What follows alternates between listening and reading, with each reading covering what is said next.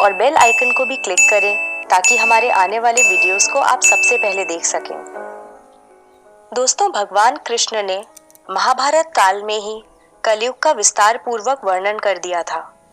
कलयुग में लोग कैसे होंगे, जीवन कैसे व्यतीत होगा, लोगों का व्यवहार एक दूसरे के प्रति कैसा होगा, यह सब उस काल में ही बताया जा चुका था।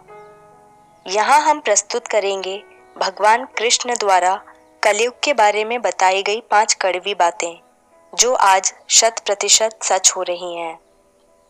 महाभारत काल में पांचों पांडवों के मन में कलयुग के बारे में जानने की जिज्ञासा थी। उन्होंने एक बार भगवान कृष्ण से पूछा कि कलयुग में मनुष्य कैसा होगा, लोगों के विचार कैसे होंगे और मोक्ष प्राप्ति कैसे होगी। ये प्रश्न सुनकर भगवान कृष्ण ने पांचों पांडवों को वन में जाने के लिए कहा और यह भी कहा कि जो कुछ भी तुम वहां देखो मुझे विस्तार में आकर बताना। पांचों भाई वन में जाकर वापस आए और भगवान कृष्ण को क्या बताते हैं, चलिए जानते हैं। युधिष्ठिर महाराज ने एक 2 सूंड वाले हाथी को देखा और वो बहुत आश्चर्यचकित हो गए। जब उन्होंने भगवान कृष्ण को इस दृश्य के बारे में बताया तो भगवान ने उत्तर दिया कि कलयुग में ऐसे लोग राज्य करेंगे जो बोलेंगे कुछ और करेंगे कुछ और। ये लोग दोनों ओर से शोषण करेंगे। भीम ने देखा एक गाय को जो अपने बच्चे को इतना चाट रही थी कि बच्चे का रक्त निकल आया। भीम यह देखकर दंग रह गए और भगवान कृष्ण से इसका अर्थ पूछा।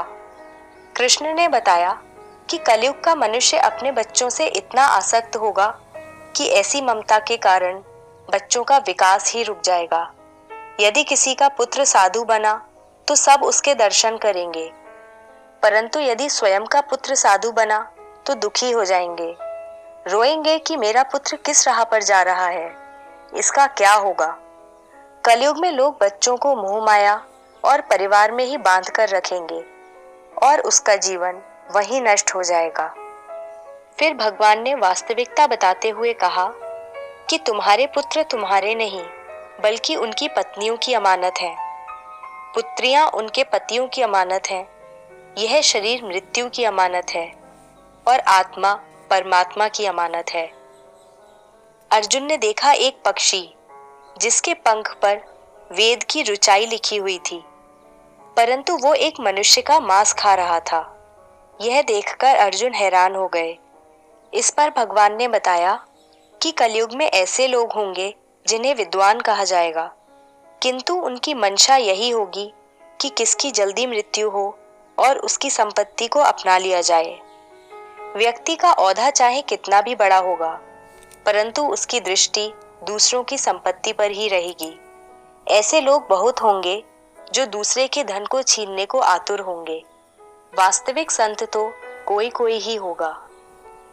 नकुल ने देखा कि एक भारी चट्टान पर्वत से गिरी और बड़े से बड़े वृक्ष भी उसे नहीं रोक पाए, परंतु एक छोटे से पौधे से टकराकर वह चट्टान वहीं रुक गई।